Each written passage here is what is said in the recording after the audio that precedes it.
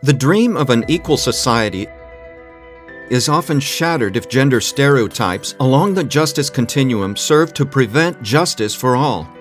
How are women's rights treated throughout the justice continuum when handling cases of gender-based violence?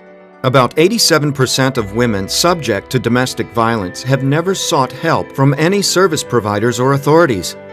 If there is no severe physical injury visible, reporting will result in mediation. Based on the principles of the United Nations Essential Services Package for Survivors of Violence, UN Women has provided support to the Ministry of Justice to consolidate and issue guidelines for judicial, police, and other relevant duty bearers in order to better protect women's rights along the justice continuum when handling cases of violence against women in Vietnam. At the prevention stage, concerned agencies are responsible for enhancing and supporting initiatives to end gender-based violence and promote gender equality, assisting with the provision of information and awareness raising on gender-based violence and gender equality, and actively encouraging women to report cases of violence. At the initial contact stage, the justice sector officers must be trained with the necessary skills to receive reports of gender-based violence. Services in response to violence must be available 24/7 for all women, and it's necessary to foster belief in a justice system that respects human rights, is safe, prioritizes confidentiality and privacy, is gender responsive, and ensures the health and safety of all survivors. At the investigation stage, justice sector officers need to initiate the investigation in a timely and professional fashion, collect all available evidence, focus on the credibility of the allegation without being influenced by gender stereotypes, and avoid victim blaming and laying the blame on women. Surveys have shown that about 76% of survivors of gender-based violence do not have any visible injury on their bodies. If forensic examination is needed, it's necessary that it be carried out in a timely manner and before evidence disappears. Officers must ensure the safety and dignity for women who are survivors of violence.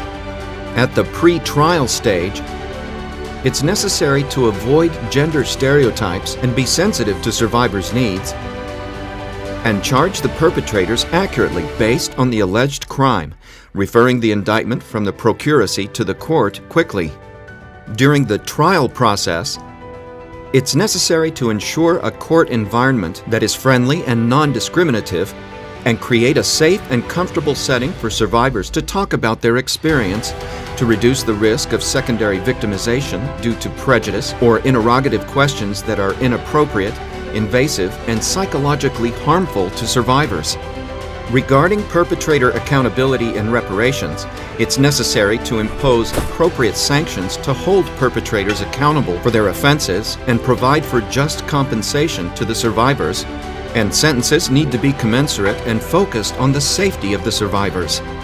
The post-trial process includes processes to ensure clarification on perpetrator accountability and correction and rehabilitation of perpetrators and minimization of reoffending.